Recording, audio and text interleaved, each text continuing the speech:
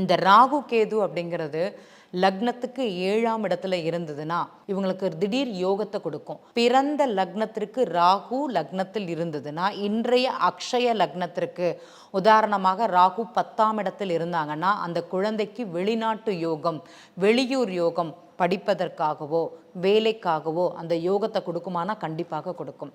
இந்த மேஷ லக்னம் அக்ஷய லக்னம் செல்லும்போது இந்த ஜாதகருக்கு அந்த பிறப்பு லக்னம்ங்கிறது உதாரணமாக கும்ப லக்னமாக இருந்தது. இவங்களுடைய வயதிற்கேற்ற லக்னம் இன்று மேஷ லக்னம் அக்ஷய லக்னமாக இருக்குது. ராகு பகவான் இவங்களுக்கு எங்கே இருக்கிறாருன்னா துலாம் ராசியில் ராகு இருக்கிறாரு. இவங்களுக்கு என்ன பண்ணுன்னா ஒரு திருமணத்தை திடீர்னு நடத்தி வைக்கக்கூடிய தன்மை அப்படிங்கிறது இருக்கும்.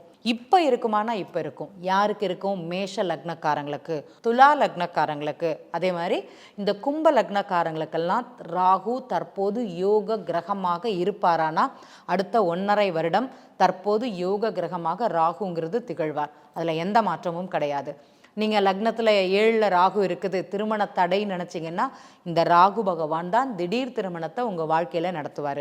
ராகு கேது சனி பகவான் இல்லாமல் எந்த ஒரு நிகழ்வும் நம்ம வாழ்க்கையில் நடக்காது. நம்ம தசா புக்தி அப்படிங்கிறத நம்ம பார்க்குறோம். தசா புக்தி அந்தரம் பார்க்குறோம். அதில் பார்க்கும்போது அதில் ராகு கேதுவோ சனி பகவானோ நமக்கு இல்லாமல் எந்த நிகழ்வும் அங்கே நடக்கவே நடக்காது. அந்த கர்மா கிரகம்னு சொல்லக்கூடியது, நம்மளுடைய பரம்பரைன்னு சொல்லக்கூடியது அந்த கிரகங்கள். அந்த கிரகங்கள் இருக்கும்போது தான் ஒரு சில நல்ல நிகழ்வுகள் அப்படிங்கிறது நம்ம வாழ்க்கையில் ஆட் ஆகும். கேது பகவானாக இருந்தாலும் சரி, ராகு பகவானாக இருந்தாலும் சரி, திடீர் திருமணத்தை ஏற்படுத்தி கொடுப்பாங்களன்னா கண்டிப்பாக கொடுப்பார். இதே மாதிரி இந்த செவ்வாயை பற்றி பேசலாம், நிறைய பேசணும். மீண்டும் ஒரு வீடியோவில் பேசுகிறேன். நன்றி.